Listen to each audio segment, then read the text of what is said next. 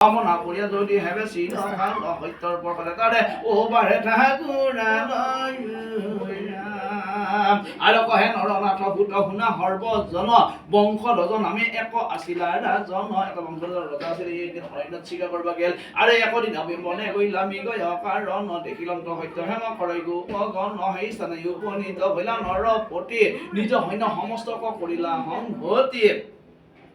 আৰু বুজা সাংক ভৈলে গোপগণে সমাদৰ প্ৰসাদক আনি দিলা ৰাজাৰ সন্তৰ বংশ ৰজনৰ পতি প্ৰসাদ না খাইলা মুখে ৰক্ত উঠি সিংহ বংশে মুদিলা সত্যৰ ভৈৰন্ত কোপ বুজিলা ৰাজন গোৱাল ৰাস্তানে শীঘ্ৰে পৰিলা গমন যথাবিধি সত্য হে বিপ্ৰসাদ খাইলা নষ্ট ৰাজ্য নষ্টজন পুনশ্চ পাইলা নিজ বিকেশ্বৰে বোলে শুনা সৰ্বজন ও হৈবে বাঞ্ছিত হিতে ও হেবা নাৰায়ণ